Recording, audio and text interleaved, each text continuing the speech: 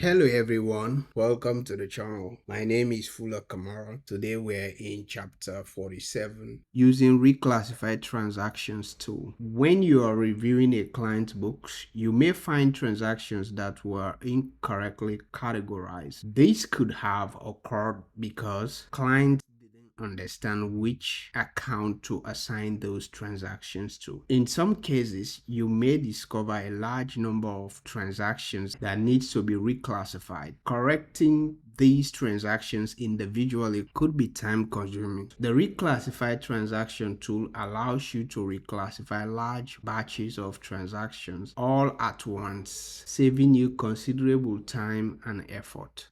You can access the reclassified transaction from the accountant tools and then reclassify. You can use this tool to reclassify the transactions by account, and if the client has the relevant tracking feature enabled, class and location. However, there are situations where you can't use reclassified transaction tools and must reclassify them manually. The reclassified transaction tool is designed specifically for accounting professionals and is only available to the accountant users who use QuickBooks Online Accountant and clients with QuickBooks Online Advanced. It provides a variety of search options to allow you to find transactions that need reclassifying. So the left navigation panel allows you to search for and locate accounts in the client's company.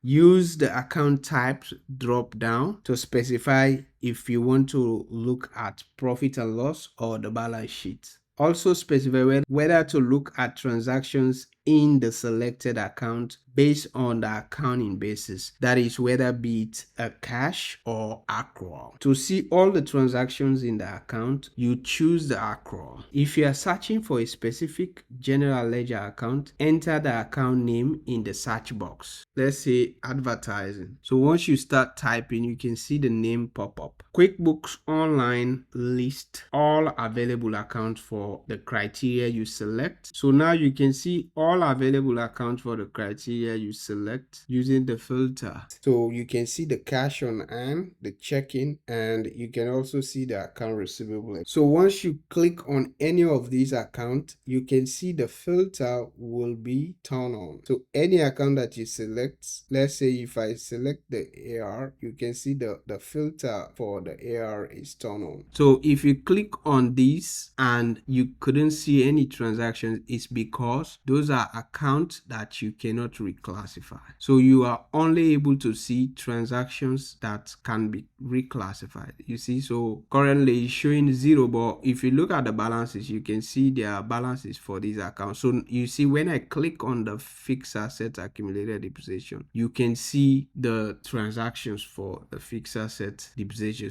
So if you click on, let's say, the profit or loss account, if you click on the sales, you will only see transactions that you can reclassify in this case. So that's what we're currently looking at. So if you click on transactions or account and then you couldn't see anything, let's say if we say modify and select account, so you can only see account that can be reclassified. So you can use this section to search for specific account. Let's say service. In the event where you have a lot of transactions, you can search for some of these transactions. Then you can use the date range to select which date range you want to filter for. Then you can also select here the type of account, transactions you are looking for, whether you are looking for invoices or checks. You can select from the type, and also the customer. If you want to filter for a specific customer, you can do that. Then for modify, you can look for accounts that can only be modified. That is for account. If you just want to look for accounts that can be reclassified, then those are the only accounts that you will see. If you select the all under the modify, meaning you can see all the transactions for these. So you will be able to see all the transactions. So now let's say if I click on the service services, you can see these are the transactions relating to that. So if I want to reclassify something, let's say for example, if we use the advertising, if I want to reclassify it, I can just select the transaction. Let's say if I have like multiple accounts, I can also select this and then say reclassify.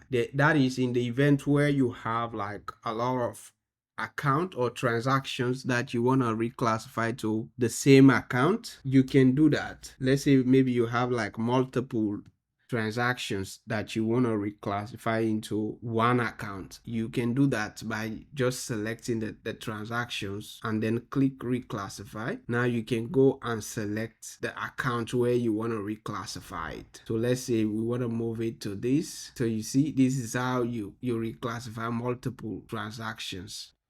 But you also have some limitations. Although you can use the reclassify transaction tool in most situations, we do have some limitations on when you can use the reclassify transactions and what you can use it for. So for example, you can't change the payment account, that is the bank or credit card account, for expenses using this reclassify. So let's say for example, if we have an expense that we want to like reclassify, you won't be able to reclassify the payment account for this. The other side of the entry, you won't be able to move this using this reclassify unless you open the transaction and you can manually reclassify that account. Let's say by the payment tool, you can select whether be it cash on hand. So now you see you can do that. But when you use the reclassify, it will only show you one side of the entry. So let's say for example, if we move this mileage expense to, let's say, something that we can remember. So let's just say to uncategorized expense for this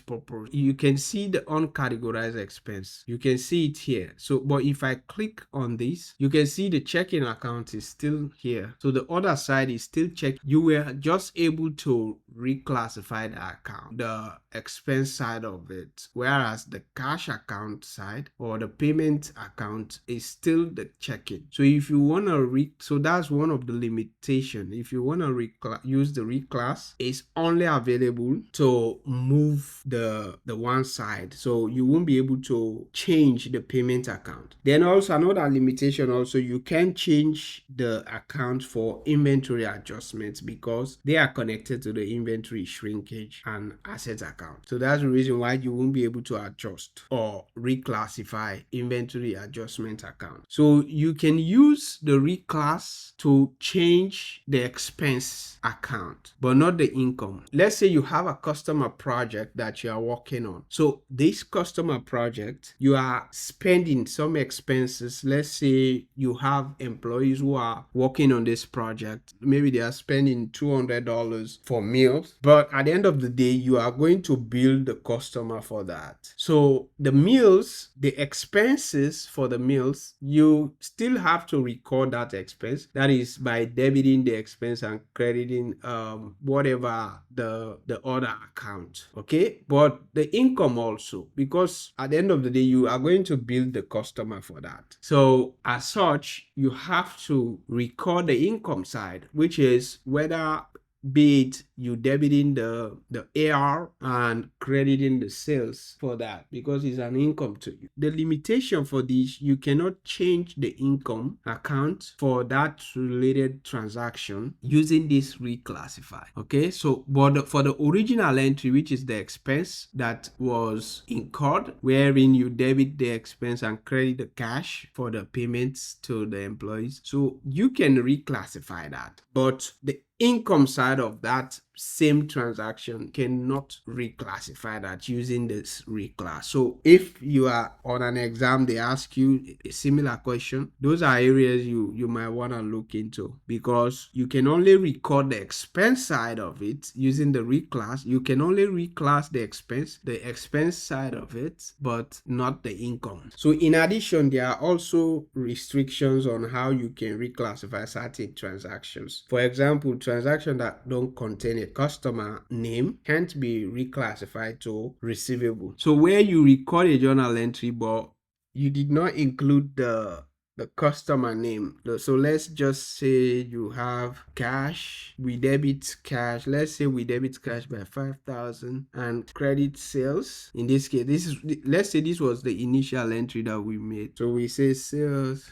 So whatever we can come up with. So this is the entry that we made. So let's just change this date. Let's bring it to Friday last week. So now we've saved this transaction. So now we go back to this transaction to see if we can change this. You see, we have the cash on hand. So let's say we want to move it because let's say we did not end up receiving, let's say this was not actually cash. This was account receivable. So we want to move this. Remember when we created, let me go back to show you the entry. You see on the name, we don't select any customer name on this. So if we want to reclass this, we won't be able to do that. If we want to reclass this to whether be it account payable or account receivable, because for account payable and account receivable, we have to get, for account receivable, we need a customer name, whereas for account payable, we need the vendor name. So if we want to reclass this, let's say we want to reclass this using the tool.